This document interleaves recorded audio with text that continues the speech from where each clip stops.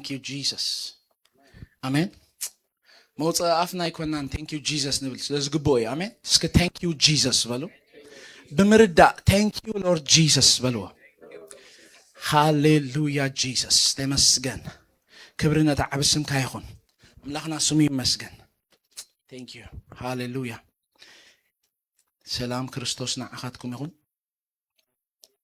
زابير والتكمي. زابير تسقعكمي. زابير هيوتكمي. لعلو خلق زابير هيوتكمي. Amen. زابير هيوت يسكبلو. Christ is my life. Amen. ክርስቶስ ህይወተይ ኢየሱስ ጎይታዬ ካል whatsoever it is ኣብ ህይወትካ ዘሎ ንዓኻ ዲፋይን ክገብረካ ዝፅዕር ዘሎ ዘበለ ኩሉ ሰናክረብ ዝበሃል ሰብኣይ ናብ እስራኤል መፂሲ ኣታ ዮሳፋጥ ከድሕነኩም ኣይክእል እቲ ትውከልዎ ዘለኹም ኣምላኽ ከዓ ምንም ክገብር ኣይክእልን ኢሎ ኢሳያስ ሽዑናብ ዮሳፋጥ ሽዑናብ እግዚኣብሔር ቀሪቡ እግዚኣብሔር ኢሎ እንታይ ከም ንገብር ኣይንፈልጥኒና እዚ ዓብ ሰራዊት ኢሎ it's a big ሰራዊት ደቀቕቲ ኢኹም ብለና ኣሎ he's defining us ንኣሽቱ ኢኹም ብለና ኣሎ he's defining us ሓቅዲ ዲፋይን ገብረና ኣሎ ገልጸና ኣሎ ንሕና ኢና ወኸም ኢና እንታይ ኢና ክንገብር ኢሎ ኢሳያስ ሽዑናብ ዮሳፋጥ ተላኢኹ ካዛ ትንቢት ኢሎ እንታይ ትብል መሲልኩም ታ ትንቢት ንሰናክሬብ እዚ ተዘረቦ ኢሎ እታ ድንግል ጓል እስራኤል ትስሕቀካላ ኢሎ እታ ድንግል ጓል እስራኤል ትስሕቀካላ ድንግልያ ድንግል ትገብሮ ይብላ ነንትርፎ ክትምርዖ ሓቀይ ንእሽተ ያልካ ያ it could be ገለመለ ያልካ ያ it could be ግን ድንግልያ ናይ እግዚኣብሔር ድንግልያ ኢየሱስ ጎይታዬ እግዚኣብሔር ዝኸብረላ ድንግልያ እታ ድንግል ጓል እስራኤል ኢሎ ትስሕቀካላ በሎ ኢሎ ኢየሱስ ጎይታዬ ዓብ ሰራዊት ዲብ ከባቢኻ ደሎ እታ ድንግል ጓል እስራኤል ትስሕቀካላ ኢየሱስ ጎይታዬ ሃሌሉያ ኣምላኽና ስሙ ይመስገን don't let everybody define you no ኣይፈልጡኻን እዮም they don't know you you are in the secret place of the Lord ኣብ ከውል እግዚኣብሔር ኢኻ ደለኻ ኣሜን ኣብ ከውል እግዚኣብሔር ኢኻ ትነብር ስኺ he is in you you are too big to be defined ሓለና በሓንሳ ዓብ ኢኻ ክትግለጽ ኣይትኽእልኒ ኢኻ ንምንታይ መሲልካ ኣፍቲ ዓብ ክርስቶስ ኣቲኻ ኣለኻ ኣምላኽና ስሙ ይመስገን ኢየሱስ ጎይታዬ ስለዚ ኩነታት ህይወት ከም ዝኾኑዎ ይኹኑ ኣይቕንዙኒ ይብል ነይ ደለኹ ዋው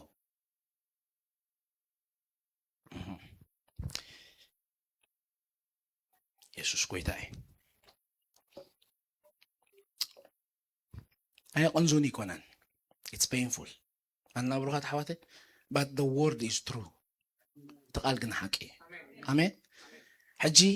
ኩነታትና ምስቲ ሓቅነት ናይ ተቓል ነጋጭዎ እሞ ከምዚ ዝብል ቃል ፍጸም ሽዑ ኣብቲ ኸውሕድ ወደቐ ዘበለ ይስበር ኢሎ እቲ ኸውሒ ዝወድቆ ዘበለ ኸ ይሕምሸሽ ኢየሱስ ጎይታ እዩ ኣለና ርባሓንሳ ኩነታትካ በቲ ኸውሒ ጥራይ ኣፅቅጦ ኣምላኽና ስሙ ይመስገን እቲ ኸውሒ ሓቂ ኣሜን ዲ እቲ ኸውሒ ሓቂ እስክበልኒ that's it ብቃልካ ቀድሶ ቃልካ እንታይ ኣብዚኣ ነጽናዕ ቅዋም ካናዳ ይኮነን ገለመለ ይኮነን ኩሉ ነናቱ ዓይነት ለቨል ሓቅነት ኣለዎ ቃል እግዚኣብሔር ultimate truth ናይ መወዳእታ truth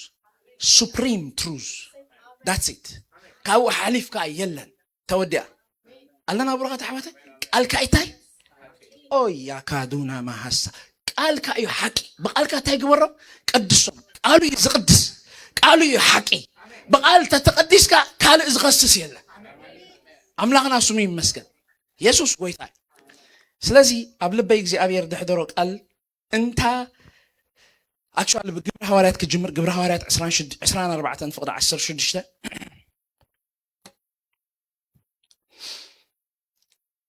ሐዋርያ ጳውሎስ ተዛረበ ወይ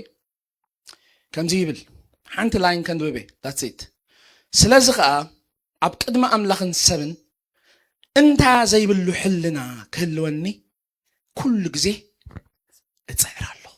ኢየሱስ ጎይታ እንታይ ዘይብሉ እንታ ዘይብሉ እንታ ማለት እንታይ ማለት ኣበር انت مالت زخونه يخون زخركح زخونه يخون ها نتلمص كاب لمصنتو ها تكستشر زغير مالتي زخركح قالنا ربع حنسا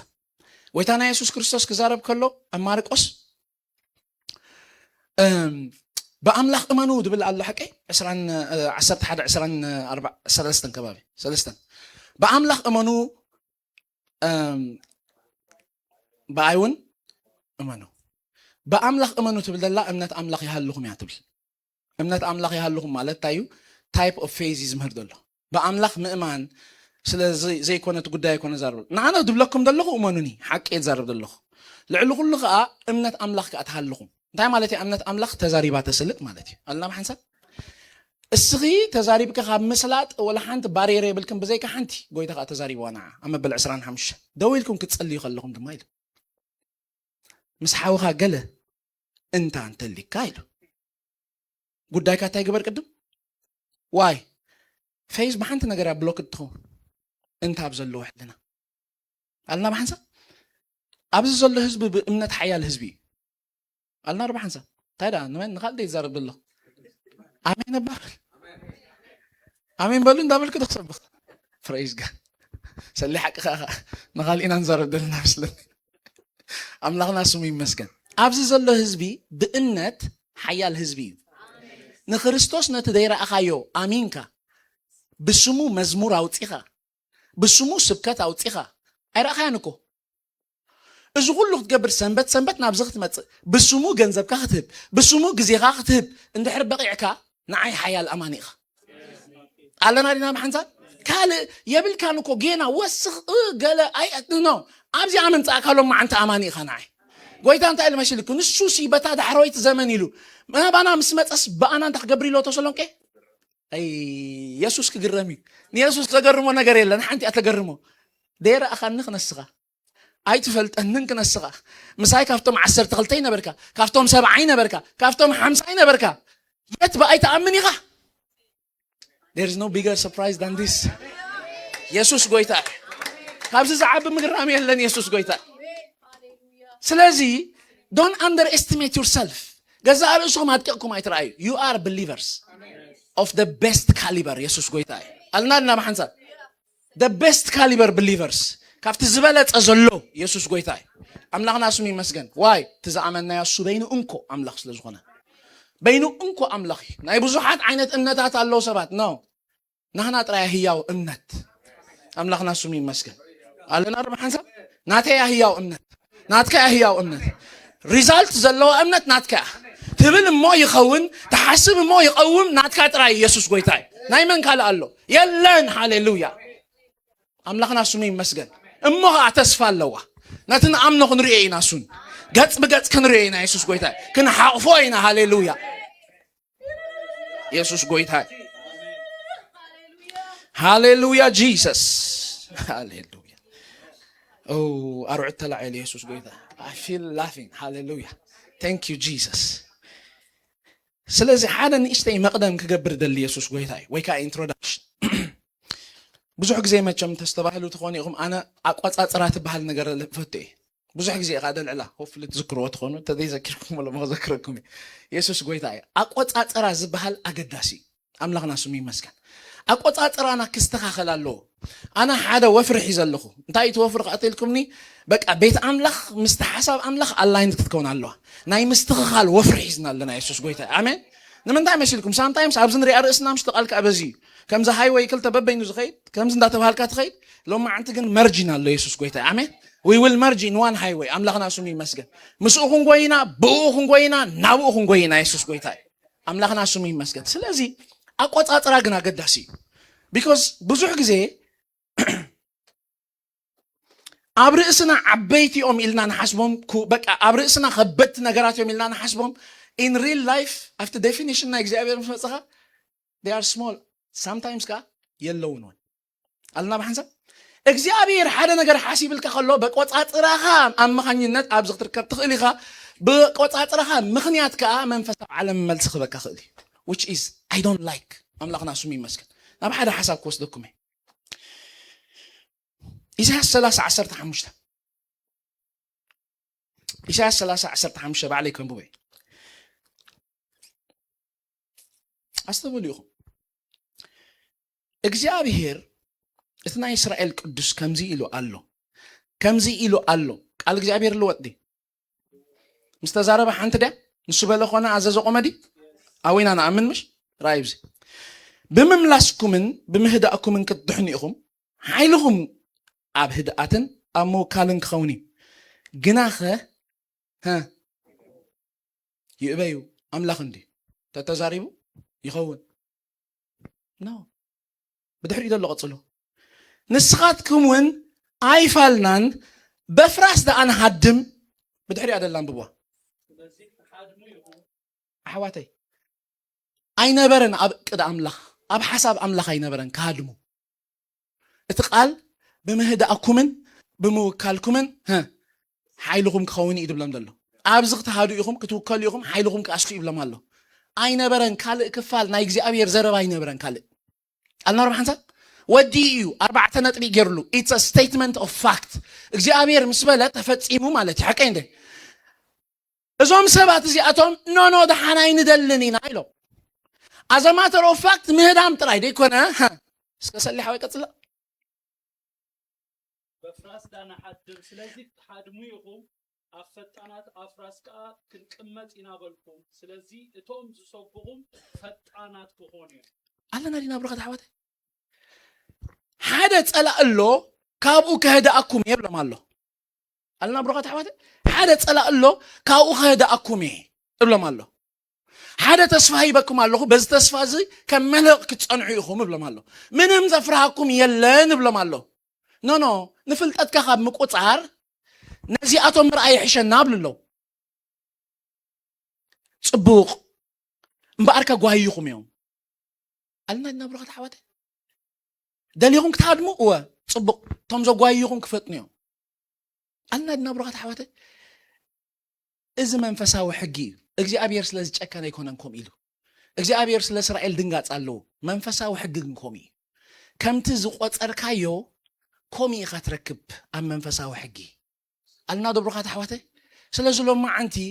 እግዚአብሔር ፍጹም ዝኾነ ቃል ከም ዝሃበና ንኣምን ኢና ሓቀይ إذا فتصم قالي سلازة أفتو فتصم قال كنقوم إنا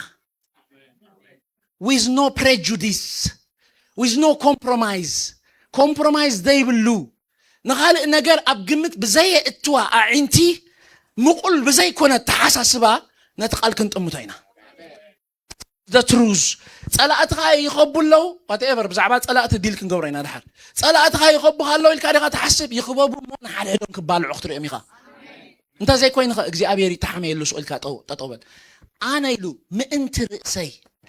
ምእንቲ ጽድቀይ ለዝገብር አምላኽ ይሉ ከይሕመመታን ምእንቲ ስመየ በመገድ ጽድቅ ድመርሐካ ብለካሉ ከይሕመመታን ስለዚህ እግዚአብሔር ስሙ ከሕመ ይደልኒ አብ እግዚአብሔር ደዊልካ ዘሕም ነገር አይገብርኒ ኢየሱስ ጎይታይ አለና ብሩኻት حواتي ምእንቲ ስመይ ለመገድ ጽድቅ መርሐ ይሉ ዋይ እሱን ተጠጋጊዩ ስመዩ ዝጽረፍ ስለዚህ እግዚአብሔር ብሱም ይሐልቕ አብኮነ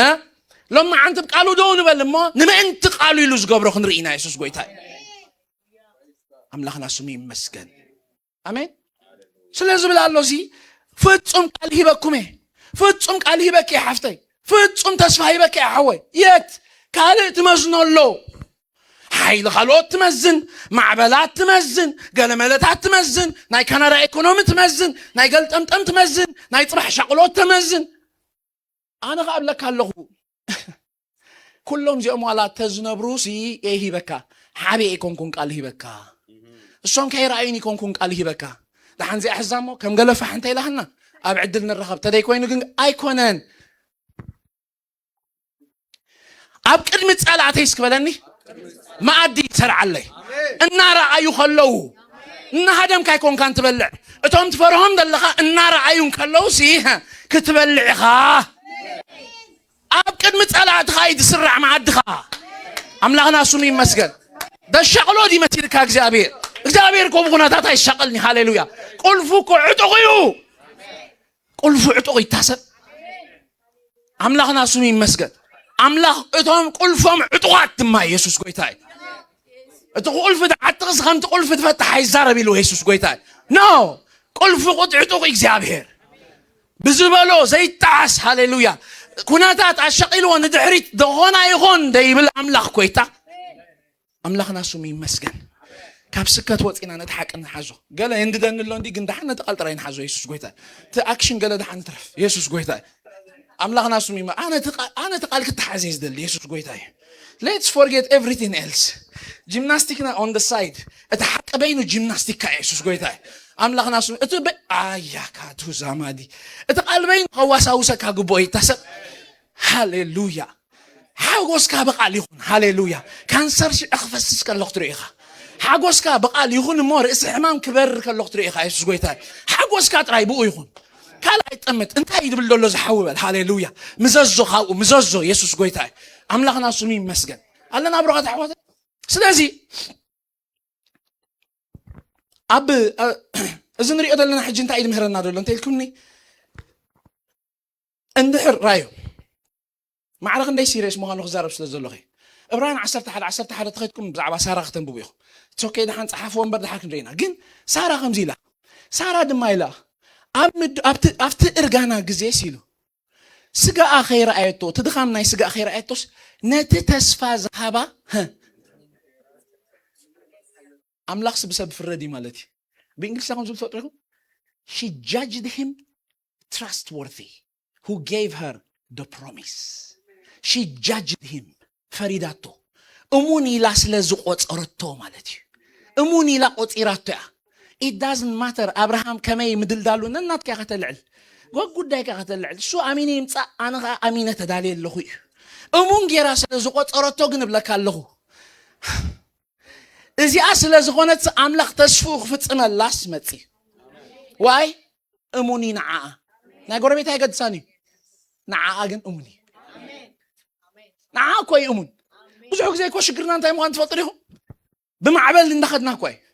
نقرات بزحيلو ندعر كم غرف ماتيس يا بلولون ديوم نو تدفلت صراحة كل خابا خاي مهر أمين دي كل خابا خاي مهر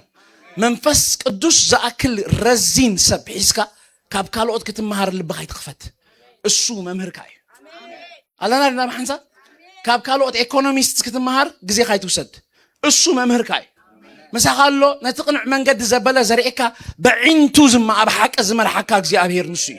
على نار بحنسا الرائيها لما عنتنا بالرائيو ملسو يسوس غويتا because that's how he sees and when he sees there is a fruit update فريالو سفرة أيكت كيدنيها why that's how he sees فريد رأسه أملاك نفسه مين مسجن قالنا لنا حنسا إيساق أبزل لغا سفرة تقمت أبت زمان تنتهلو دركي أب قرار انتهلو يلو دركي درك الله سكبل تورنتو خوينا نيرام التي غروب إيتا سوري أيتنقرون كارن درك خوينا نيرام التي غروب تريلو نيرو تزرع أكاس داي بقول بيزنس تفتن كاس بتاكس كسات كقرطها قال أنت قبر كاس قال تسفى داي بلو تمت أبزع عد دامن مو دب حال اللغنا تات نيرو إساق جنمتي إساق مت يسوع قويتاي إذا سب أيزي he doesn't consult with politicians he consults with the Almighty God እግዚአብሔር ዝፋኑ ዘርጋ حلو ሰባዩ ሃሌሉያ እትቃል ናውዝም ያ አቢመለክ አይኮነን እዚ ኢየሱስ ጎይታይ ማያትሪ እዚ ግዝግምት ገለ አይኮነን እዚ እዚ ኢሳቅ ማለት እቲ ተስፋ ዝጽበ በተስፋ ዝመጸ ፍጥረት በተስፋ ይመጸ ይስከበለን ተስፋ ይነበረኩም ዲኽት መጽኸሎም ጋር አዲስ አበባ ካብ ገለ ማለት ተስፋ ይነበረኩም ዲ ሎማ አንቲ ሓውኽን ልኩሶ ኢና ኢየሱስ ጎይታይ አልናልና ማንሳ ሓውኽን አብረሆ ኢና ብታሕቲ متان كبر كم روكيت يسوع قويتاي أملاخنا سمين مسجن ماتيو he stayed كم سابوخ جبر فتينو it's okay that's fine كم ساب كخت جبر قرب فسنكت مبالكا كويس it's okay سقع معس سقع قالت متصل مبار كم تخلص جبرو كم بقاسم سولا stay here أبزاز اللي خا مريت I will make you an envy كن يختكلي بقى نعهاري أمسك قانو يعملوه زقنقو سب قيرك يسوع قويتاي زقنقو سب قيرك أملاك اسماني يخونيو إلهم زمتصلك عينت فترتك قبرك ناتكا دراما كقيوري يسوع قويتاي ناتكا سيلي بيكتشر كقيوري أملاك ناس مين مسجن إساق دما تبارك باستر بتا عمتيا زرع بتا ريسيشن تيا مالتي بتا دراوت تيا مالتي اسو قرانا دلو دولا كله باشماتنا كندا قيرو حجي كردانا متان املاخنا سمي مسكن بتا ريسيشن تيا زرع لكا زرعي امنتاي اب سمينتو اب زيبو قل اب امنز تقيره اب قدرا واي ناي ناتكا زرعي مبقال حيلكو باولوس استيلكا ابلوس ها تاي قبره اتزابو قل كماني سلازي خاب سمينتو نبقول اكزابير كاب مارشا بيدي قالنا ربح حنساب كاب اشفالت يبقول اكزابير كونتات ناب اشفالت تغيروا له ناب زلو زمن سي اوون يبقول اكزابير only if ناب قالو خطم تمريصك باي ذا واي اذا ناب قالو مطمات ناب قالو غلن بلو ناب قالو مطمات كو بقاس just okay goita كلهم አለው anyways انا ግን በእኔ ناب no ይረይ and it's a very painful process ناب قالو مطمات ማለት ሁሉ ህዝብ ድላይ እንዳገበረ ከሎ ንስኻ as if ከም ዘይትኽእል ኮፊል ካፍታ ዝተባህል ከያ ምትራፍ ማለት እዩ do you know how painful that is አልና ረባንሳ አምላኽና ስሙ ይመስገን it is very painful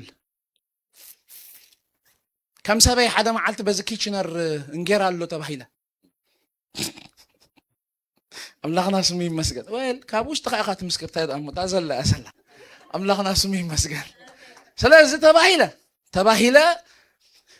ስራሕ ለይቲ የተሰራ 12 ሰዓት ሹዒ ተመርዐ ገለመለታት በቃ it's broken በቃ life ከቢድ anyways ተመርዐ ባተ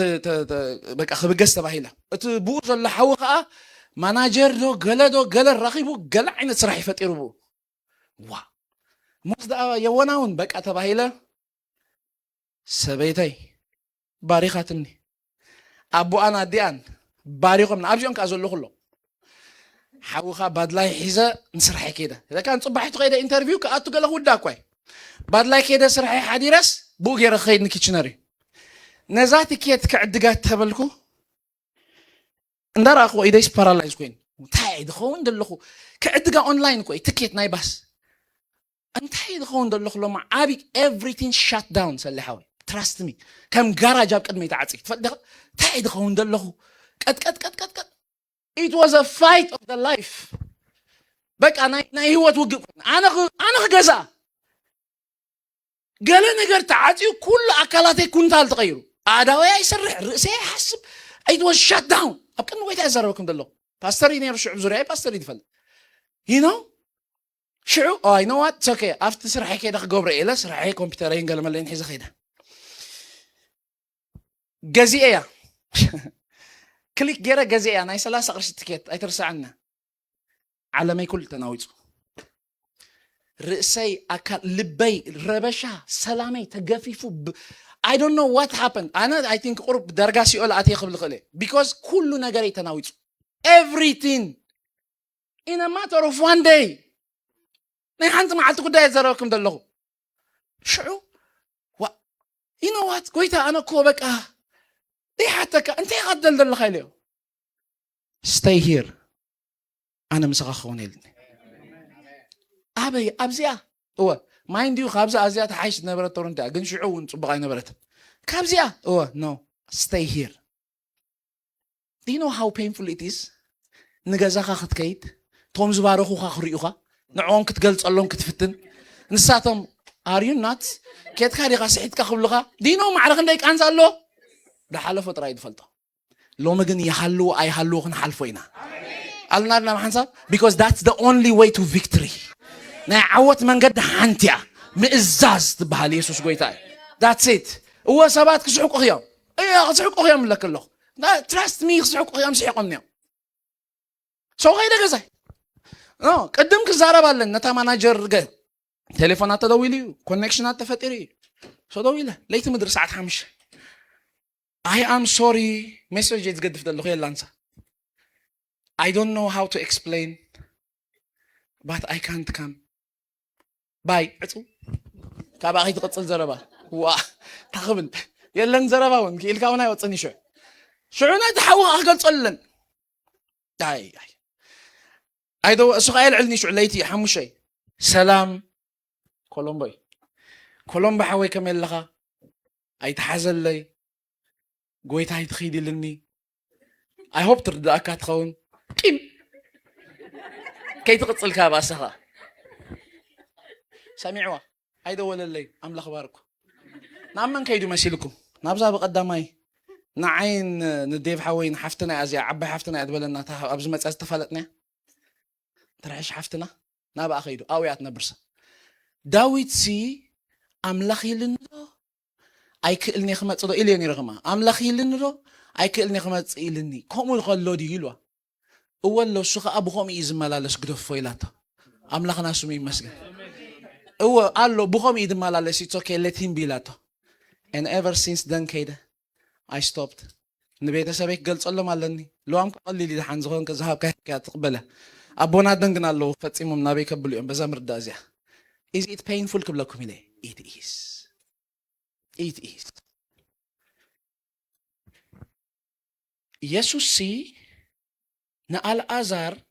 نحواتن أزي يفكرن نبرة أما محمامو مسامع سي أفتاز اللوا سفرة كل التمعال تتقمده make sense out of this can riddle me this does that make sense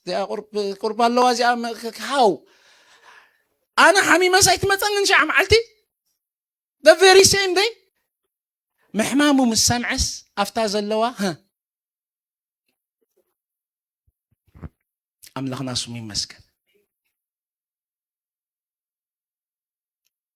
خليت مسكرنا دخل مسكر لكم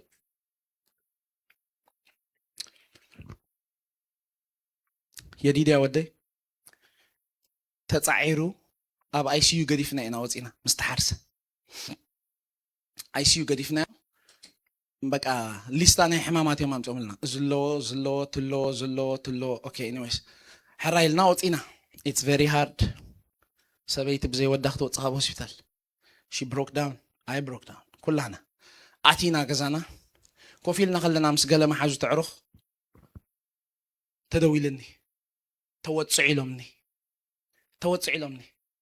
تقول عست توتسعي ورماي يخيد الله لهم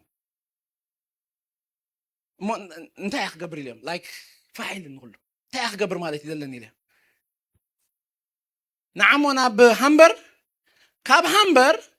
مسانا تتصعينكا ناب كيدز تخيدي لهم because أوينا because أبزن عنا كاب عقمنا وتصعي لهم قالنا ربع حنسب نقع كنا إذا مسكرنا تكون مسكرنا مالتي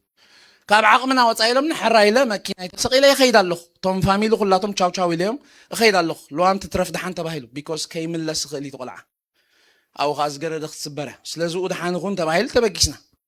تبغيسه خيد بينين داخد كخلو لك لورنس اكزاكتلي تابوتا فلته جين لورنس تطوي بيت ክርስቲያን الله سلستيال قالت بل لك عبا خبصح كلهو ناي እግዚአብሔር መንፈስ ከምዚልኒ እቲ አልዓዛር حميمو አፍትዝ ነበርኮ ስፍራ خلተ መዓልቲ መቅማጤስ ምግያ ይትሳንኩ ዶ መስለካልኒ I rotated ትኺለ ገዛይ ተመልሰ ንምንታይ ትፈልጥኩም ብቋንቋውን ከይደን የረተዝኸውን ሞቱ መቀላጠፍኩ አልና ረባንሳ ሞቱን ታይም ጎርኩ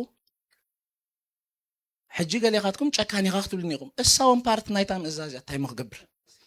አምላኽና ስሙ ይመስገን ትኺለ ገዛይ ተመልሰ ለዋም ها ታይቦል ይላትኒ ኩሉ ሰላም ኢሎም ማን يوم نحن بكو بؤمنا كون خيد سلاسي بهالو فتلع على الله يسوس قويتاي بؤمنا نخيد كون نحن مالتي الا نعا املاخنا سمي مسكن did this happen it happened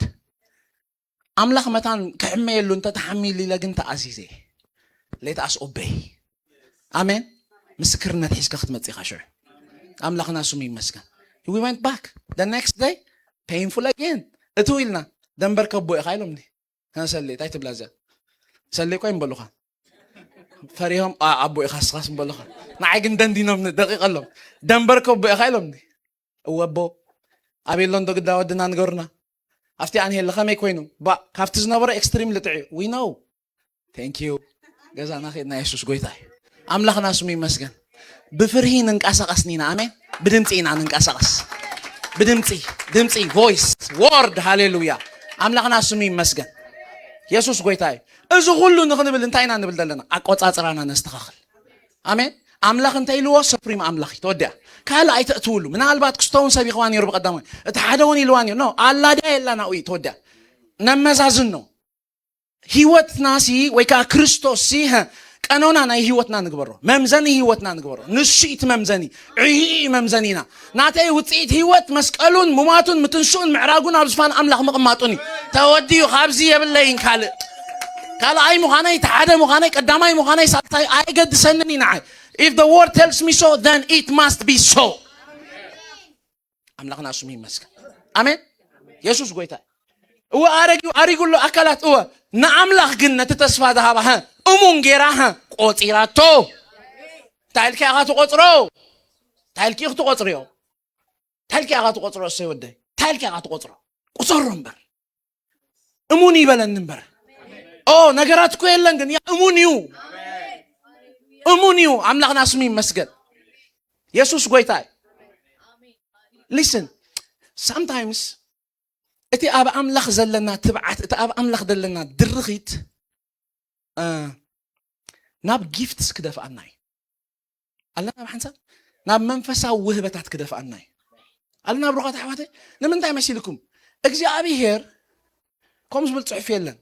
قبل بيز رغبوا مسكرنا سلزغونا اجزي أبي هير sometimes أبقالوخ إمنا كادل كتأمنو دليكاي الله ناب حنسا انتاي تبلا اللقاء بتقالوخ كتأمنو دليكاي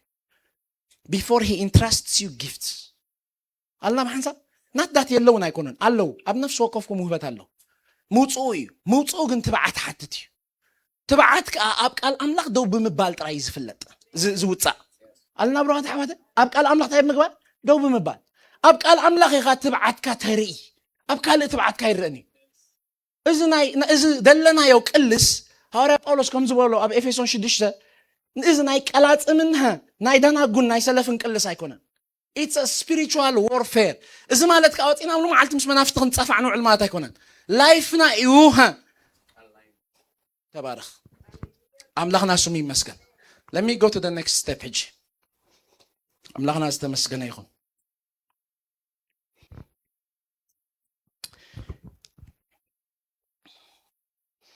ስለዚህ እንታይ ኢልና ኣለና ክርስቶስ ማእከል ህይወትና ይኹን ክርስቶስ ማን ማእከል ህይወትና ይኹን ክርስቶስ ክብል ከሎ ታ ማለት እዩ ክሪስቶስ ሴንትሪክ ዝበሃል ስብከት ኣሎ ካብቲ ስብከት ንውፃሞ ክርስቶስ ሴንትሪክ ህይወት ንበር ኣልና ብሩኻት ኣሕዋተይ according to what he did ካብቲ ክርስቶስ ዝገበሮን ብቃል ዝሰበኾን ወፃእሲ ገለ ክንብል ኣይንደፍርኒና ኣሎ ኣልና ብሓንሳብ let us make that ቃኖና ናይ ህይወትና ወይ ከዓ let us make it the canon of our life ممزني هوتنا يقول سلازة according to Christ إذن دحر ديلا so بمسرة عيوب مسكال إذن دحر ديليش كما يجيرونا عيابا يهلي قد محجنا جيركم يرا حنسا أن حوارنا بقزا زعاد صنايا قدها الحكي مرقم دبها لي لنكا بلومي ألوري دان سلازة جبهم أب جنزبكم أب جبهم قبلهم من مرقم مسبار طبها الدوت جنزب يلا آمين دي praise God أملاخنا شمي مسكن يسوع قويتاي لما عند خلايكم عطينا خنوطينا اندات رانا خن كيدينا يسوع قويتاي أملاخنا شمي مسكن سلازم انت زي ويكا سوري قدمينا أمتاوي إذا نبلو زلنا ويكا إذا أقوات أطرا نبلو زلنا نسب انتاي يجيرو ويكا انتاي أمنتاي نجاراتي بديلو تك نمبر 1 حدا نجارك نجاركم ما تصنعت تصنعني يا بايبل إزي ክርስቶሳዊ ዘይኮነ ወንጌል ወይ ከአብ ክርስቶስ ዘይጸንዐ ወንጌል ዝበሃል ተልዩ ኣምንታይ ዝጸንዕ ማለት እዩ ኣምንታይ ዝጸንዕ ወንጌል ኣሎ ስለ ዝኾነ እዩ ተኻልኣይ ወንጌል ኣምንታይ ዝጸንዕ ወንጌል እዩ either it's Christocentric or what or the law or እስራኤል አልና ሩብሩኻት ኣሕዋተይ ኣብ እስራኤል ዝተማእኸለ ወንጌል ኣሎ let me tell you one thing ስምዑኒ ኢኹም ኣብ ብሉይ ኪዳን أب إسرائيل استمأخذ وانجيل بمنتين فلتو صبوا جيركم حزني أب إسرائيل تمأخذ وانجيل بمنتين فلتو أبو لي كدان 370 جزء أبي هير سألاتهم ويكتفعلهم ወይ ኣምላኽ ጸላእቶም ከም ዘጥፍኣሎም ወይ ከዓ ጸላእ ዝብልሲ እስራኤል ወይ ከዓ ኣምላኽ ገለ ከም ዝብድልዎም 373 ሬፈረንስ ኣሎ ትፈልጥሩ ጸላእትና ከም ዝግበሮም ጸላእትኩም ከም ዝግበሮም ጸላእትና ከም ዝግበሮም ሓደ ነገር ዶ ሾክ ገብረኩም ኣብ ወንጌል 10 ግዜ ጥራይ ደሎ 17 ግዜ ካፍተን 10 ኣብ ወንጌላት ማለት እዩ ኣብ 4 ወንጌል ስለዚ 5 መቐለ እንዳሓንቲ ኦኬ ኢየሱስ ኣብ 3 ዓመትን ፈርቃንሲ 5 ግዜ ጥራይ ብዛዕባ ጸላእት ተዛሪቡ look at the mindset ኣተሓሳስባ ራእያ ናይ ክርስቶስ ሓደ ካልኣይ 17 ግዜ ካብዘን 20 ግዜ ጸላእ ድበለን ሰናይ መታን ክንገብረሎም ጸላእ ተበደለን ዝተገብረ መሐሮ ዘላለም 490 ግዜ መሐሮ ጸላእ ከም ጸላእት ፍቅር ሞ ጸላእ ገለ ግበሮ ከም ዝግበሮ ሰናይ ግበረሉ ባርኮ መርቆ ገለ ግበሮ 17 ግዜ ክልተ ግዜ ኣብ ሓንቲ ምስሊ እንደሎ ክልቴን ጸላእ መጺስ ለይቲ ምስ ተዘርአ ሶሪ በቀትር ምስ ተዘርአት ዋና ምስ ዘርአስ ለይቲ መጺ ከዓ ጸላኢ ክልተ ግዜ ከዓ ዘእኔን ሓንቲ ግዜ ከዓ ኣጋንንትን በርታ ኣዚዞም ናይሎም ሰይጣን ሲ ካብ ላዕሊ ናብ ምድሪ ክወድቕ ከሎ ርኤ ኢልዎም ምሽ ስለዚ ኢልዎም ኣብ ልዕሊ ተመንን ዕንቅርቢትን ኣብ ልዕሊ ኩሉ ሓይል ጸልማትን ክትረግጹ ሓይል ጸላእን ክትረግጹ ብኻልእ ኣዘራርባ ንሰይጣን መርገፂ እግሪ ንክገብሮ ዝተዛረበ that's it ስብከትና ኣብ ኣምላኽን ኣብ ክርስቶስን ኣብ ዕዩኡን ዝተማእኸለ ዳ እምበር ምስ ጸላእ ክንውዕላ ይግባአናኒ ኣለና ዲና ብሓንሳብ ኣነ ኣብ ጸሎተይ ጸላእ ገለ እቱኒ because ሩቑስ my ጸሎተይ no I like to keep my prayer pure ኣምላኽና ስሙ ይመስገን ብቋንቋታት ዘይትብትቦ ዘረባት ተሲእና ተደይሲእና ኣይስእኒ ንኣምላኸይ ድኾን ቃል ይብለይ ኣይሰኣነኒ ክዛረበይ ጸላኢና ከምዚ ጸላእተይ ከምዚ ጸላእተ forget your ስማዕ ናይ ፕሮግረስ ከዓ ጸላእቲ እኳ እንተለውኻ ፕሮግረስ ምግባር ሲኢንካ ደለኻ ግን ብጸላእትካ ኣይኮነን ብዘይ ምርዳእካ let us slam the trap shot ሎማዓንቲ ዓፂና ንውፃእ ኣለና ዶ ሓንሳ forget your enemies focus on the Lord ኣለና ዲና ብሓንሳ ብጸላእቲ ክትብል ኣይትድከም ብሩኽሰብ ንጸላእቲ ዝበሃል ጸሎት ፕሮግራም ኣይትግበር ሕማም ዘበለ ኩሉ ዝፍውስ ናይ እግዚኣብሔር ሓይል ኣሎ ምሳኻ I don't care many ሕማም ኣምፂኦ ናይ ጸላእዩ ካብ ኣቦኣ ይመፅዩ ካብ ሓትና who do I care እንታይ ገደሰና ኣነ ናይ እግዚኣብሔር መንፈስ ምሳይ ኣሎ ዶ እወ ካብ ዓዲ ተከለይዛን ዝመፀ ጸላእን ካብ ዓዲ ቆንፂ ዝመፀ ጸላእን ፍልይ ኣሎ ዲ ስለዚ ጽፋዕ እሞ ተስእ ኣምላኽ ስሙ ይመስገን ዳን ሙሉእ መዓልቲ ናይ ጸላእ ስብከት ናይ ጸላእ ገለመለ ናይ ጸላእ ጸሎት ናይ ጸላእ መዝሙር ጠላቶቼ ጸላእተይ ጸላእቱ ጸላእቶም ጸላእታ ዋ ረእኸል forget it ኣምላኽና ስሙ ይመስገን ንምንታይ ከም እብለኩም ኣለኹ let me tell you ሰብ ኣእምርኡ vulnerable ጸላእ ክብል ከሎ ኣለና ብሓንሳብ እና ዘበለካ ኸይዲ ተሓሳስበኻ ብጽቡቕ ቀናኢኻ ትጅምሮ ጸላእተይ ኢልካ ጋንንቲ ኢኻ ትብል ሓቂ ክኸደካ ይኽእል ገለ ዝገበረካ ወይ ከዓ ገለ ኣብ ሂወትክ ዝተዛረበ ሰብ ተልዩ ርእስኻ ክኸደካ ክጅምር እሶም ክረኣዩኻ ክጅምሩ እዮም ኣለና ዶ ሓንሳብ ሶ ኮይኑ ተሪፉ ኩሉ ንኩሉ ነወግዶ ኣምላኽና ስሙ ይመስገን እወ ጸላእት ኣለኹ እወ ኣለኻ ሓቲምና ንወድእ ሰይጣን እዩ ገለመለ እዩ መወዳድርትኻ ግን ኣይኮነን ሙሉእ መዓልቲ ክትፅውዖም ገለመልታት ሕጂ ሆልዶ እንታይ ይብለኩም ዘለኹ ናይ እስራኤል ወንጌል ወይ ከዓ ኣብ እስራኤል ዝተማእኸለ ወንጌል ዝበልኩም እዚ ናይ እስራኤል ወንጌል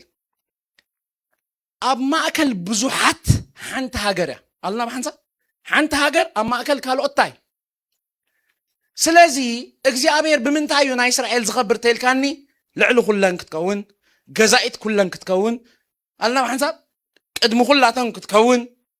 ሓያል ልዕሊ ኩላቶም ክትከውን ኩሉ ልዕሊ መወዳድርቲ ኣሎ ካብ ይቡሳውያን ካብ ከነኣናውያን ካብ ክስቶ እንዳተባሃለ መወዳድርቲ ኣሎ ክርስቲያን መወዳድርቲ ይብሉን قالنا لنا محنسا موداد تيبلكنكو you are unique أب إنكونت نؤمن إنكو إخا كالق فطرة تيبلكان كالق تمساسال فطرة تيبلكان سلازي كم إنكو حسب قالنا لنا محنسا إسرائيل كحسب كله جزء سجع عزالو مزيا إسرائيل كحسب كله أبزوريانا زلوا ها إسرائيل بقى سوريا خطفوا له ها كستو قرنا بالله بقى حدا بس قصادنا ترالو يسوع مسيح نتتصلي أب أكلاتو تيرو أم مسكال كيد مويتو مستنس دقي ميلو سلام نخلو ساعتكم كنت نقول له يا أخو وانجيل إسرائيل السلام جن أباكم تحت صار يكونن أنت زي كوينو إسكا 4 سلستن إيش كم ببله هذا جميرك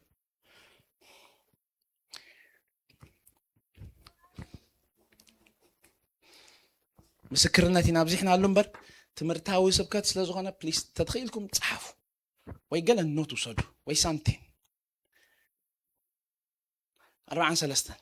هولد اون قد 4 سلستن صالحاوي حانت تقصلا بزح جزي نحنا نوصده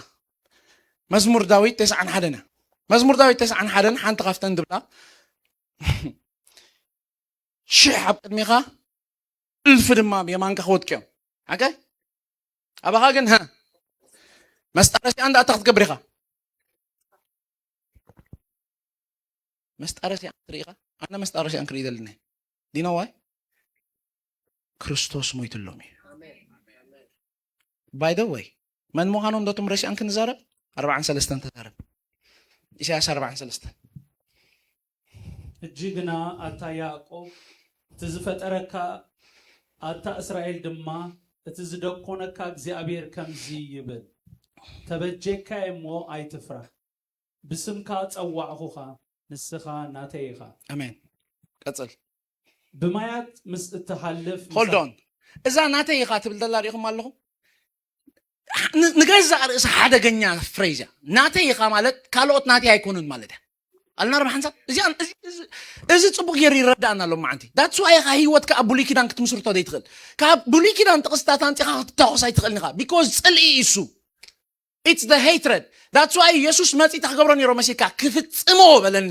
ኣብ ስጉኡ ክፍጽሞ ነይሮ ነቲ ጽልኢ ኣብ ማእከል ኣርሒቑ ኣብ መስቀል ጠረቆ ኢሉ ኢየሱስ ጎይታይ እዚ ትጽልኢ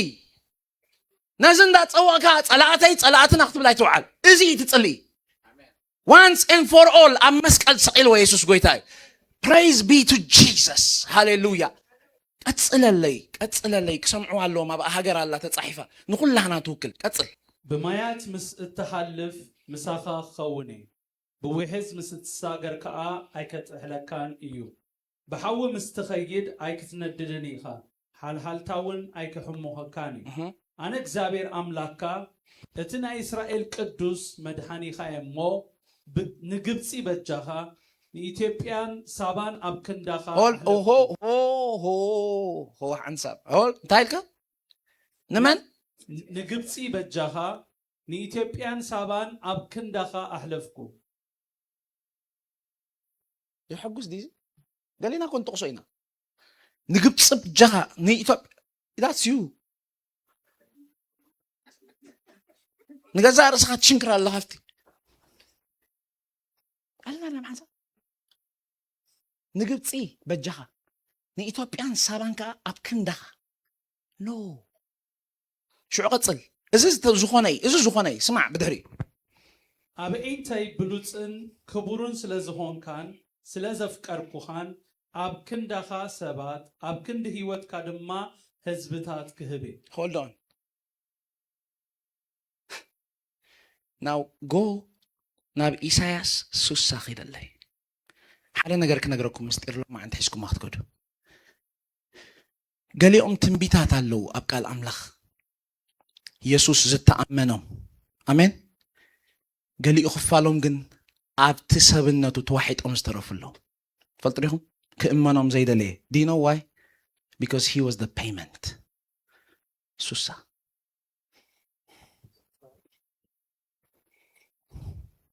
ብርሃንኪ መንሲ no sorry ሱሳን ሓደ እንዳሞ ተጋጊ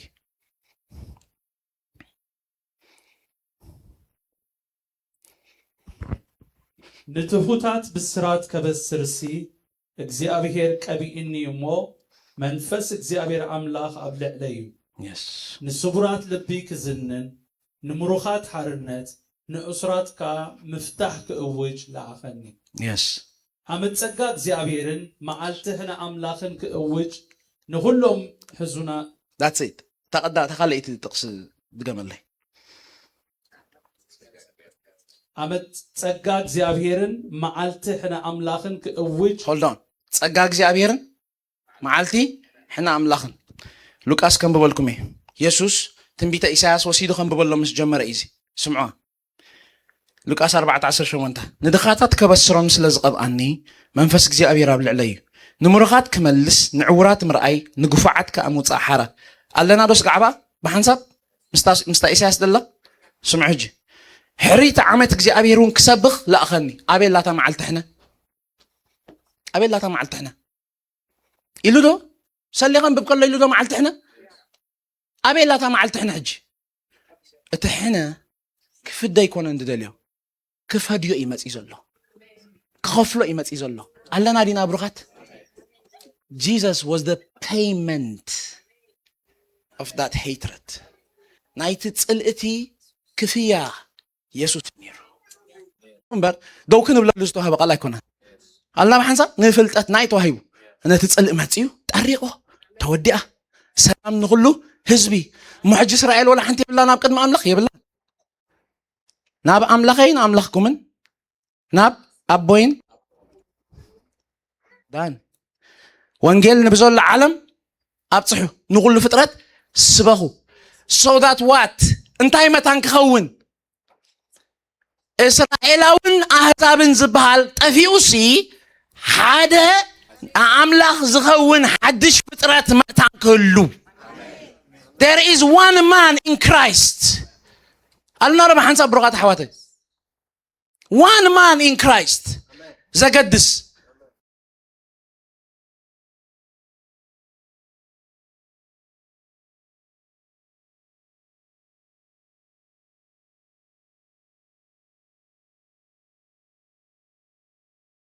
ሲንግል እዩ መፅዩ ወንጌል ስምዑና በቃ እግዚአብሔር ኣምላኽ ኢሉ ኦኬ ሽዑ ይኸፍ ድብል ምስኦም ክበልዑ እዮም ሕጂ ናይ ብሓቅቱ ኮይና ወንጌሉ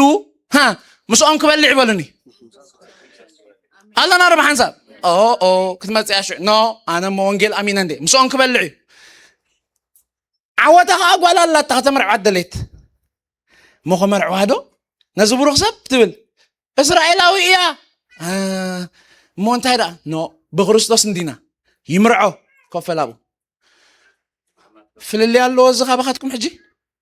ኣበሎ እስራኤላዊ ሕጂ እስራኤላዊ ዝበሃል ክጠፍእ ኣለዎ ሓደ እስራኤል ንኣምላኽ መታን ክኸውን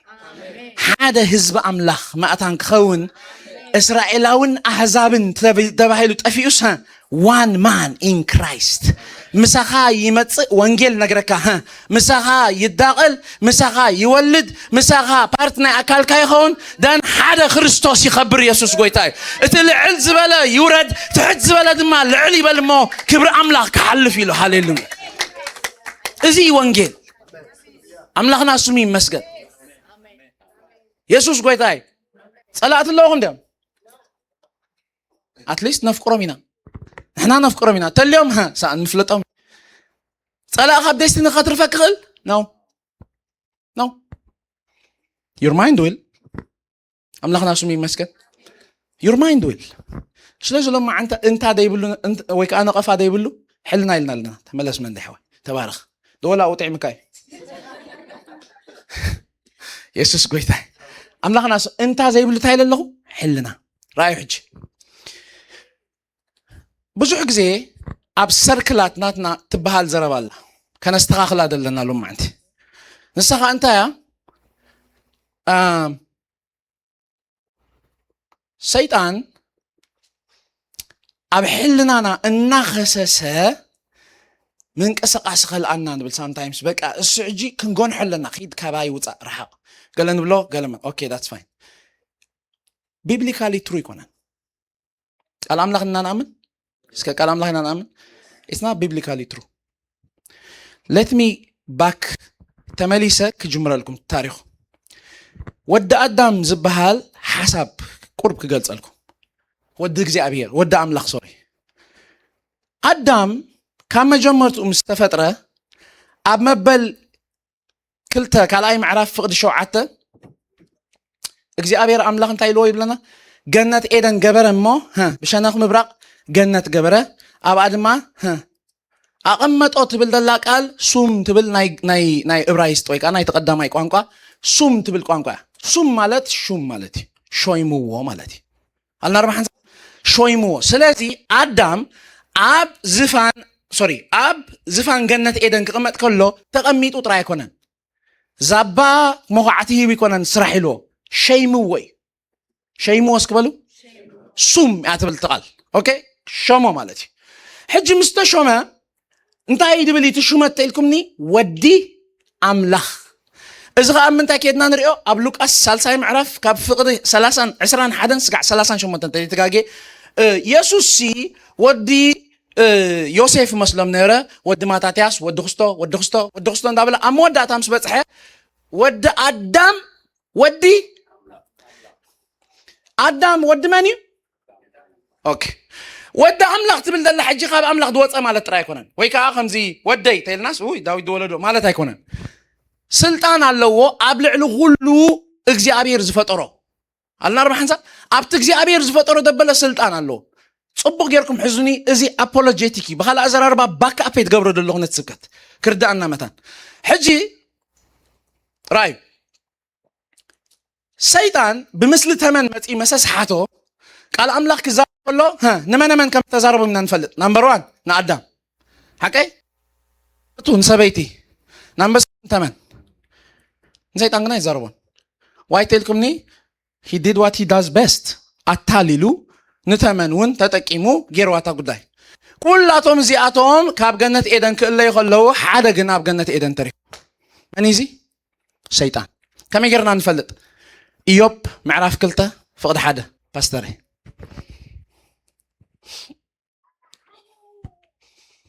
إيوب معرف كلته فقد حدا علنا رينا بحنسا يسوس قويتاي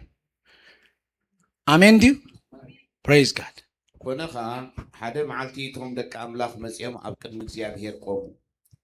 سيطان دما مسيو أما كلهم أبكر مزيابهير قوم سمعوا دك من ماتوا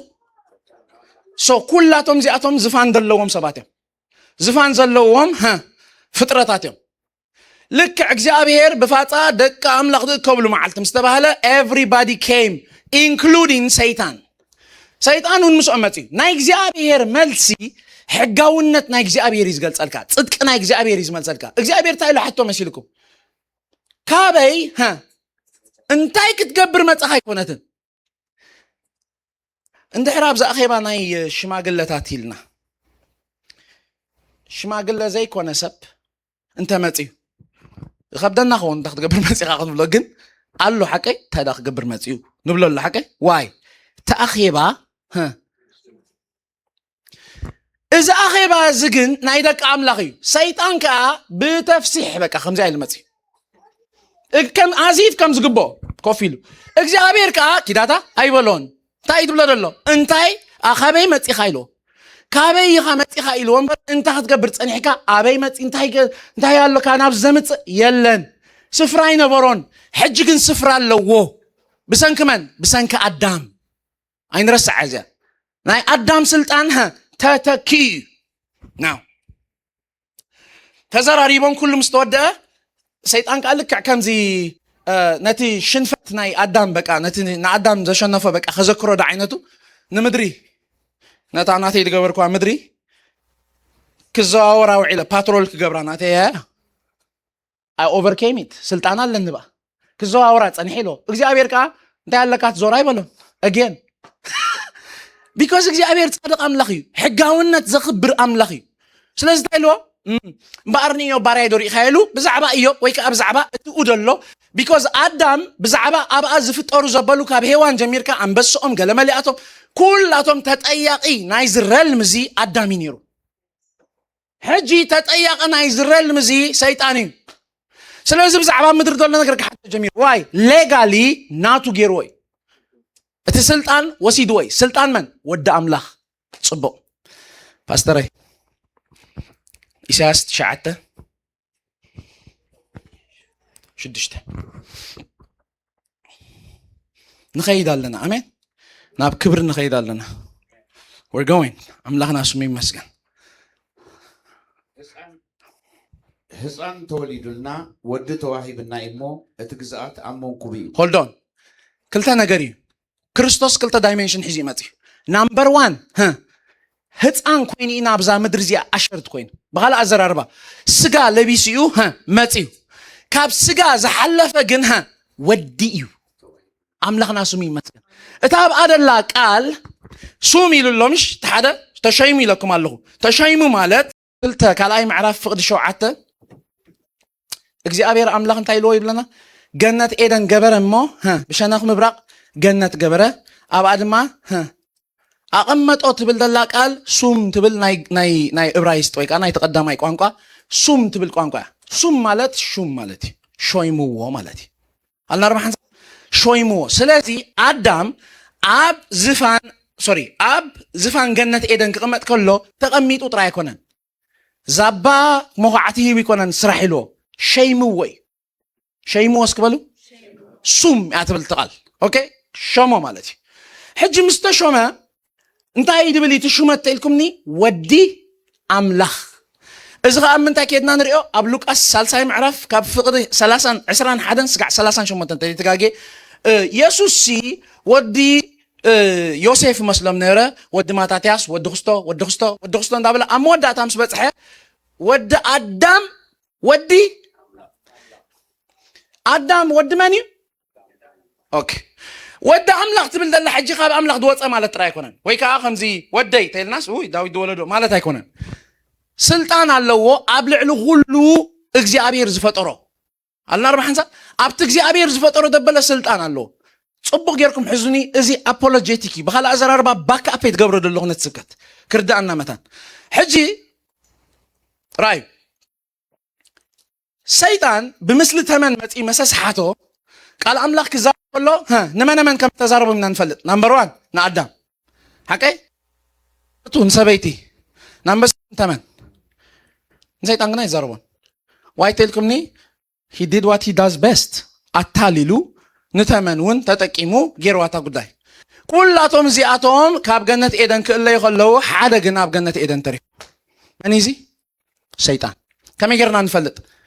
ኢዮብ ምዕራፍ 2 ፍቕዲ 1 ፓስተር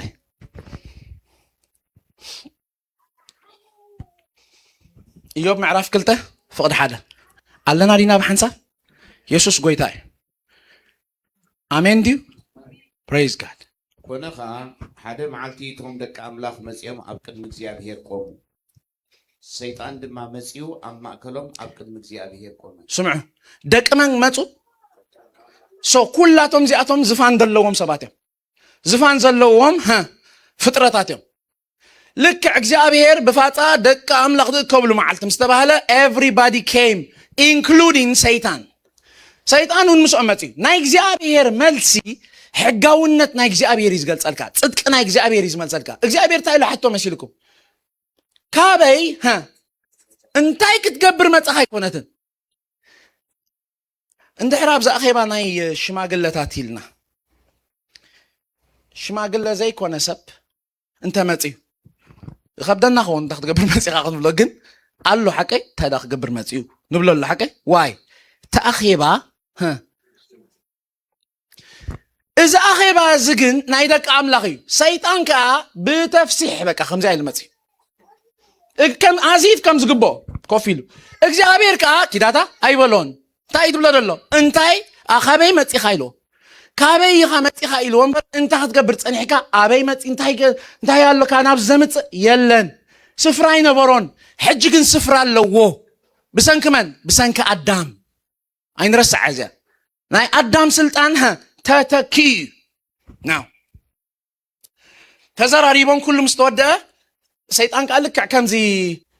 ነቲ ሽንፈት ናይ ኣዳም በቃ ነቲ ንኣዳም ዘሸነፈ በቃ ከዘክሮ ዳ ዓይነቱ ንምድሪ ነታ ናተይ ዝገበርኳ ምድሪ ክዘዋወራ ውዒለ ፓትሮል ክገብራ ናተይ I overcame it ስልጣን አለን በቃ ክዘዋወራ ጸንሕ ኢሎ እግዚአብሔር ካ እንታይ ያለካት ዞራ ይበሎ again because እግዚአብሔር ጻድቅ አምላኽ እዩ ሕጋውነት ዘኽብር አምላኽ እዩ ስለዚ እንታይ ኢልዎ እምበኣርኒዮ ባርያ ዶሪኢኻ ኢሉ ብዛዕባ ኢዮብ ወይ ከዓ ብዛዕባ እቲ ደሎ because ኣዳም ብዛዕባ ኣብኣ ዝፍጠሩ ዘበሉ ካብ ሄዋን ጀሚርካ ኣንበሶኦም ገለመሊኣቶም ኩላቶም ተጠያቂ ናይ ዝረልም እዚ ኣዳም እዩ ነይሩ ሕጂ ተጠያቂ ናይ ዝረልም እዚ ሰይጣን እዩ ስለዚ ብዛዕባ ምድሪ ዘሎ ነገር ክሓተ ጀሚሩ ዋይ ሌጋሊ ናቱ ገይርዎ እዩ እቲ ስልጣን ወሲድዎ እዩ ስልጣን መን ወዲ ኣምላኽ ጽቡቕ ፓስተረይ ኢሳያስ 9:6 ንኸይድ ኣለና ኣሜን ናብ ክብሪ ንኸይድ ኣለና we're going ኣምላኽና ስሙ ይመስገን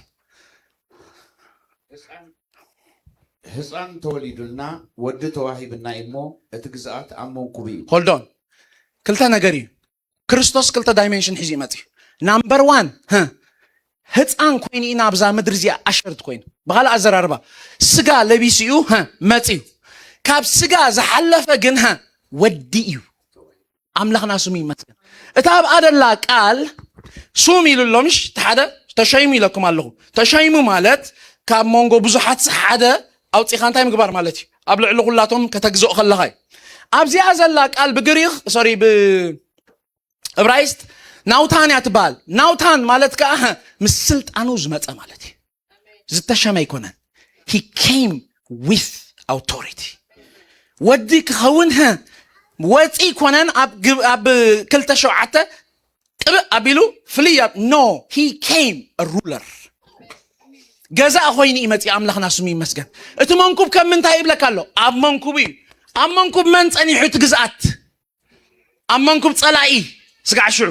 that's why ኣጋንንት ከተውፅእ ትኽእልኒ ካብ ብሉይ ኪዳን ዋይ ኣብ ዝፋን ኣምላኽ ስፍራ ኣለዎ ከመይ ጌርካ ከተውፅኦ ውፃእ ክትብለ ትኽእልኒ ኢኻ ይኣቱ ድላይ ይገብር ይቐትል ሓርድ እሱ ኢልካ ኢኻ ትርኢ ሓንቲ መዓልቲ ደኾነ እግዚኣብሔር እንዳበልካ ኢኻ ትነብር ሕጂ ግና ህፃን ተወሊድልና ወዲ ተዋሂቡና ስልጣን ሒዙ ዝመፀ ወዲ ተዋሂብና ኢየሱስ ጎይታ ኣምላኽና ስሙ ይመስገን ኣለና ርባ ሓንሳብ ጽብቕቲ ፓስተረይ ራእይ ዮሃንስ 12:1 ሎማዓንቲ ሓራ ኮይና ንወፂና ሓራ ኮይና ምስ ወፀና ከዓ ናብዚኣ ንመለስኒ ናይ ኢየሱስ ጎይታ go ahead 12:1 ዓብዪ ትምህርቲ ድማ ኣብ ሰማይ ተራእየ ሰበይቲ go ahead ፀሓይ ተወንዚፋ ወርሒ ከዓ ኣብ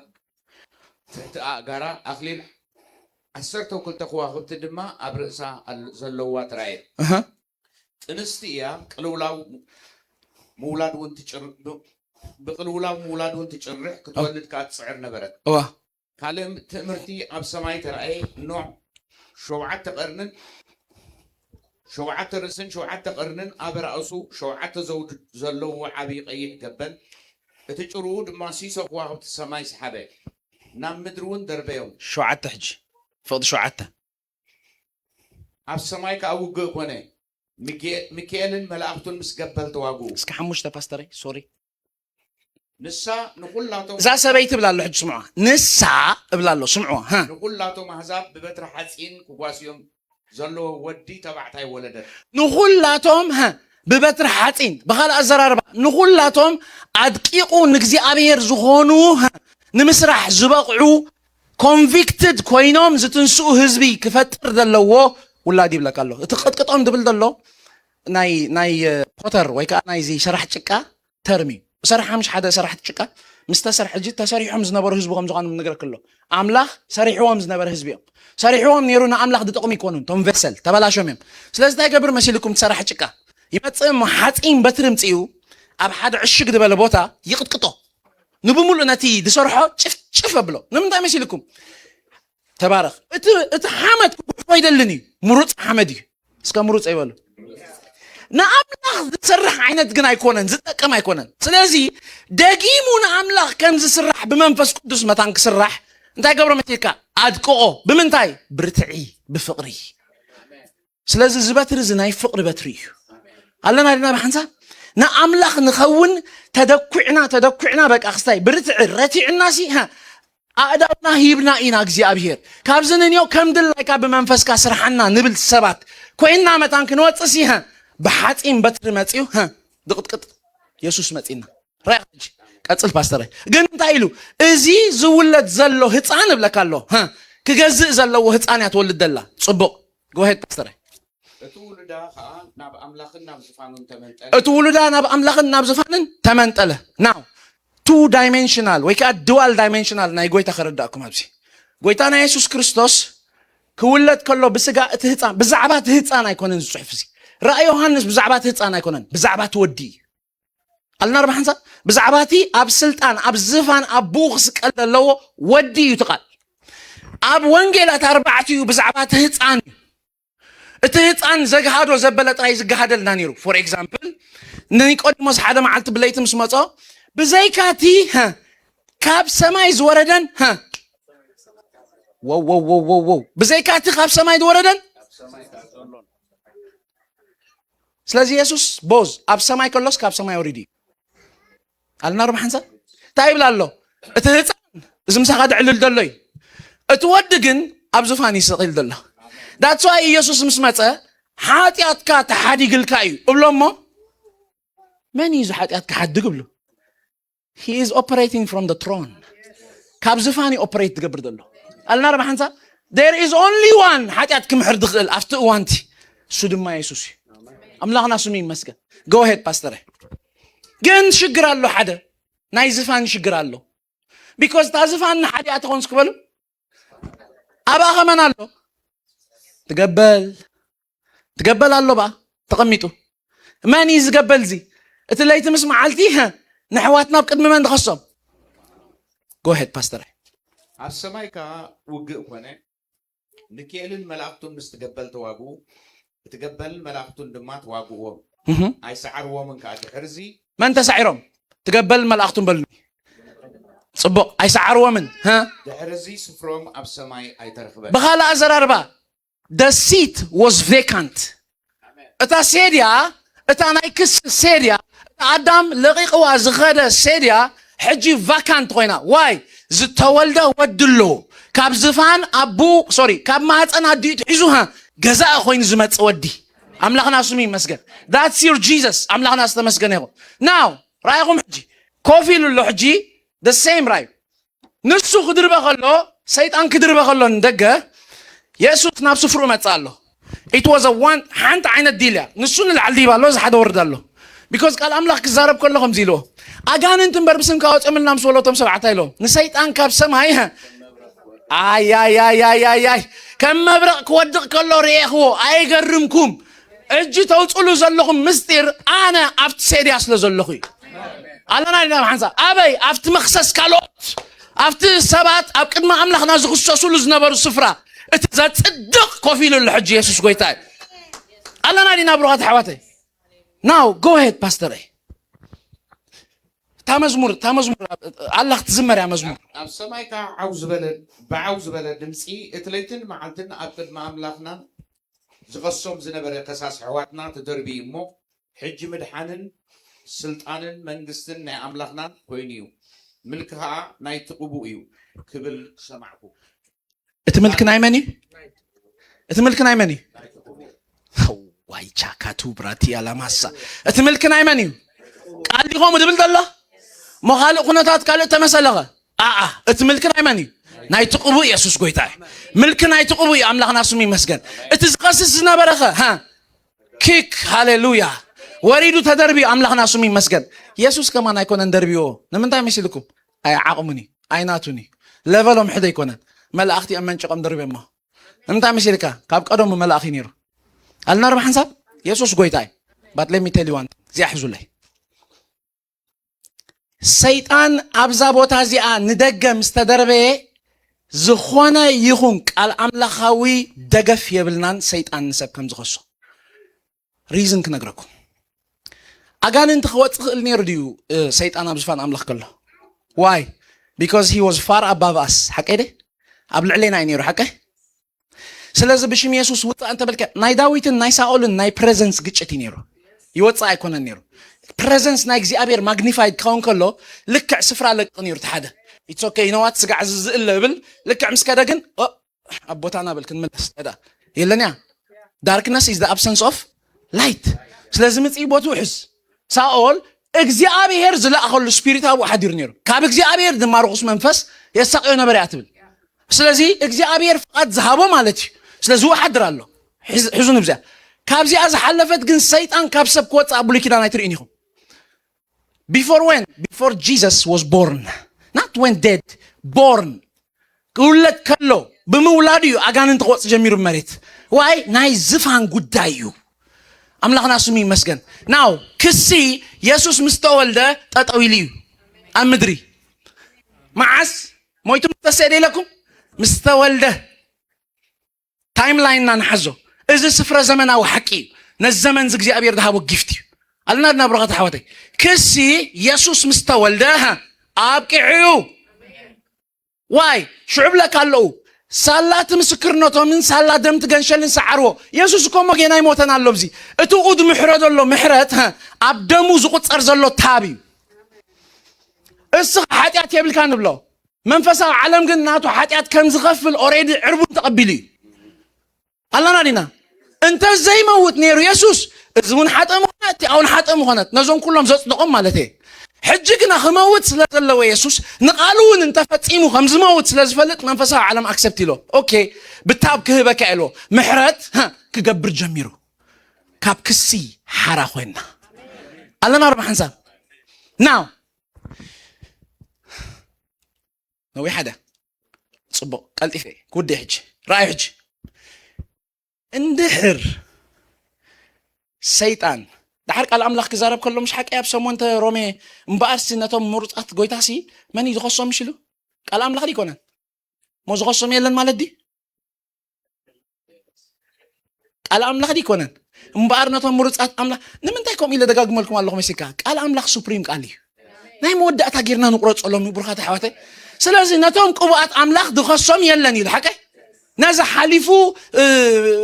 فاغابون سلازوغنا تصلاي بزا حليفو كده سوداخمو يلوخ ما تصنخل ايكلني اتقال دمبريو حنسا مستحنطا تاعي سغرني يسوس غويتاي حنسا مستزربه محلاف يبلون سلازي نتوم قوات املاخ ويكا نتوم تايات بلا محوي تايات بالباستر نتوم حريات املاخ زخصم يلن تزري ودي nobody can cross that line ስለዚ ሰይጣን ኣብ ዝኮይኑ ኣስ ንሕርቅ መልካ ኾን እምበር ብለካ ኣለኹ ሻፖታ ካዚና ማኣትያሳ ናብዚኣ መፂኡ ኣብ እዝንኻ ዘቕርብ ሓይሊ የብሉን ብለካ ኣለኹ ኣምላኽና ስሙ ይመስገን ናው እዚ ኩሉ እንድሕር ቀዳማይ ነገር ከምኡ እንተዝገብር እስኪ በቲ ሓደ ወገኑ ንርአዮ ንመን ኣገልግል ኣሎ መንደር እስኪ ሰርቕ መንደር ሰሪቑ ኣታ ሰራቕ ብሎ መንደር ውይ ጎይታ I'm sorry سريقة قبل نما نقول الله سيطان نخن السحن ده حرده فوق الله ده أما أقل قال أملاخ عندي خوينه ناي سيطان حدا نقدر دخل نقرأك اندحر كمان أفتو ما بدأ قدر له إتزارب دله يبدل مو كيري خمس قبره سقع مع اسم سيلك سقع زموت so that there is no point of return مملاس سقع زي ركب سقع زموت يخللو صبغي خاد اللخاب له نون حماق هتقبر اللخاب صبغي خاد اللخاب له حزب أملاخ لما عند حدا نقرك زخسكا زلو نامسلكا نتك الرمكا زفتن زلو منفس ايتقنحيو نمنتاي تبلكانك الأملاخ قدامي معرف يوحنس سالساي سوري قدامي يوحنس سالساي معرف بكبابي عسرة 10 حدا باستري كزارب كله ها باستري كم بباي go ahead باستري قدامي يوحنس سالتاي معرف 10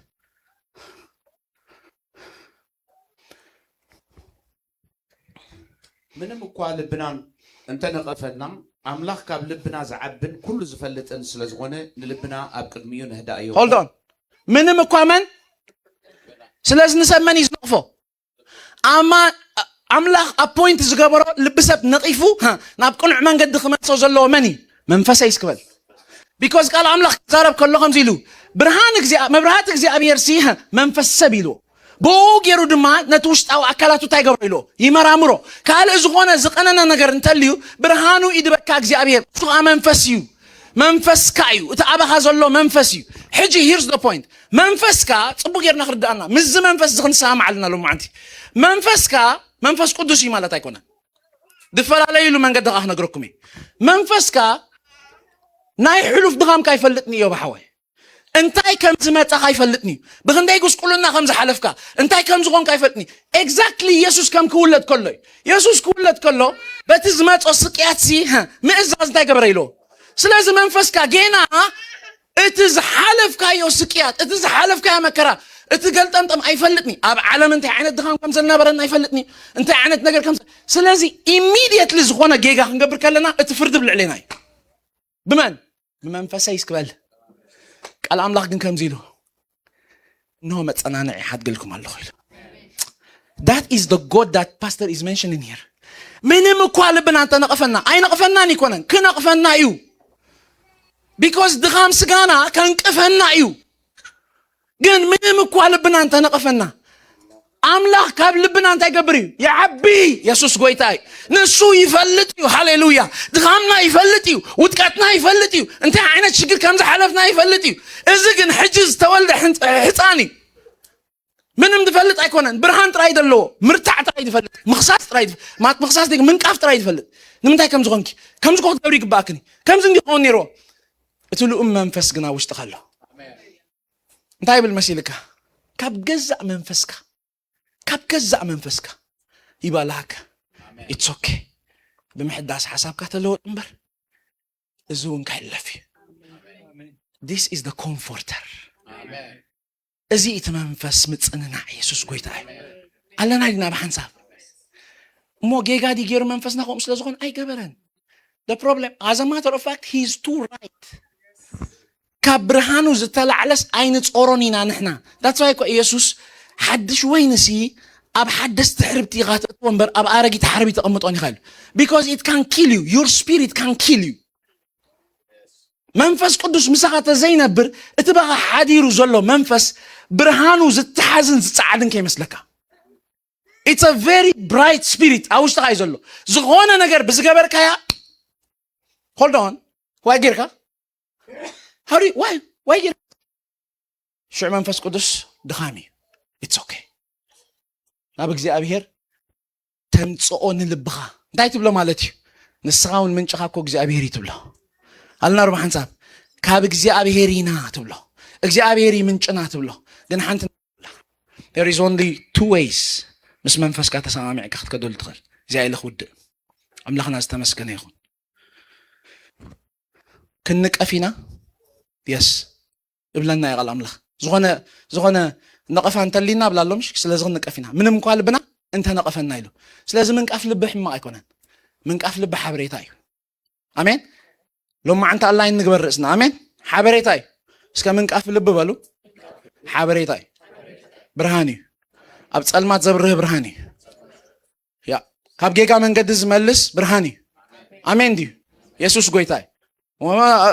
ድበርህ መንፈስ ተዘይትልካ how do we know እንታይ ንገብር ከም ዘለና አልና ብራታ ሓባተ ግን ካብ ምግናሕ ካብ ንዘይ ለጸላኢ ዘይከውን ስፍሩ ምሃብ ካብ ብሎም ንዕረፍሞ ምስ መንፈስና ንሰማማዕ ኢየሱስ ጎይታ እዩ number 1 ምስ መንፈስና ክንነብረሉ ንኽእል because let me tell you one thing ጻድቅ ከም ሽደን አንበሳ ይተብዕ ድብል ቃል ኣሎ ንፈትዎ ኢና ሓቀይ ጻድቅ ከም ሽደን አንበሳ ይተብዕ there is a process ጻድቅ ስኡል ይኮነን ከም ሽደን አንበሳ ይተብዕ there is a process ክሕለፍ ዘለዎ መንገዲ ኣሎ ንስኻ እንታይ መሲልካ እንታ ዘይብሉ ሕልና እዩ ንጹህ ልቢ እዩ አልና ሩብራታ ሓባተ ካብ እግዚአብሔር ክንቅበልን ትብዓት by the way very essential ካብ እግዚአብሔር ክንቅበልን ንእግዚአብሔር ከዝኸውን አገልግሎት ክንህብን ትብዓት ተዘይብልና ወላ ሓንቲ ይብልና the number 1 እግዚአብሔር መጽዩ ኣብ ጅባኽ ዝርያ ዓወት ሓፍተይ ትብዓተ